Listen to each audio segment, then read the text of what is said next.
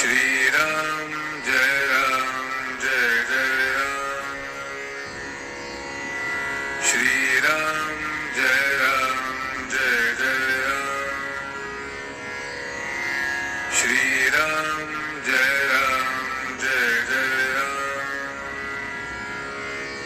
श्री राम जय जय राम। श्री राम जय जय राम। श्री राम जय। नमस्कार। आज दिनांक 16 जानेवारी। श्रीराम जय जय राम। नामाकरताच नाम घ्यावे। नमस्कार। आज दिनांक 16 जानेवारी। श्रीराम जय जय राम। नामाकरताच नाम घ्यावे। नाम हे निसरड्यासारखे आहे। निसरड्यावर गवत वाढत नाही आणि त्याच्यावर पाय पडला तर घसरतो, त्याप्रमाणे नाम आपल्यावर उपाधी ठरू देत नाही। त्याला कोणत्याही उपकरणाची गरज लागत नाही। रोगी निरोगी, विद्वान अडाणी, श्रीमंत गरीब, लहान थोर, स्त्री पुरुष, जात गोत यापैकी कोणतीही गोष्ट असली तरी अडत नाही, नसली तरीही अडत नाही।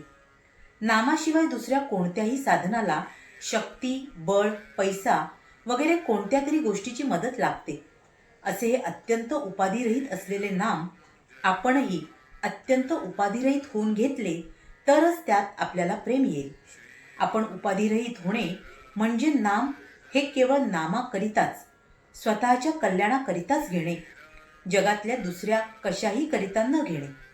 आपण जर ते सकाम बुद्धीने घेतले तर इच्छित कार्यभागही साध्य होत नाही आणि आपले कल्याणही साधत नाही।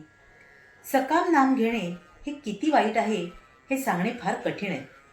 असे पहा की स्त्री ही अत्यंत पवित्र आहे, कारण देव संत यांसारख्या विभूतीही तिच्या पोटी जन्म घेतात।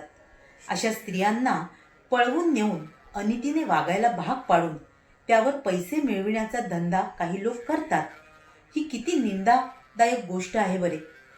पण सकाम नाम घेणे ही गोष्ट त्याच्याही पेक्षा कितीतरी पटीने अधिक निंद्य आहे।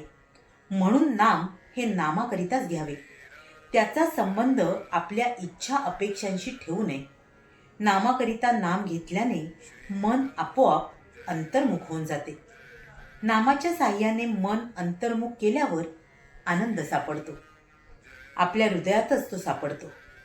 आपण 3 गोष्टींकडे कटाक्षाने लक्ष द्यावे।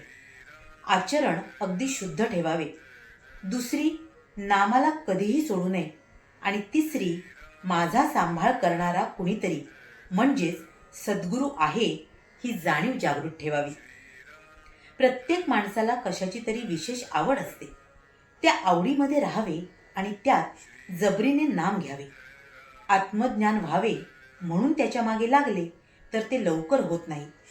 भगवंताकडे लक्ष लागले म्हणजे ते आपोआप होते। भगवंताचे नाम घेणे हे ज्ञान होण्याचेच लक्षण आहे। उत्तम वस्तू नेहमी थोडीच असते।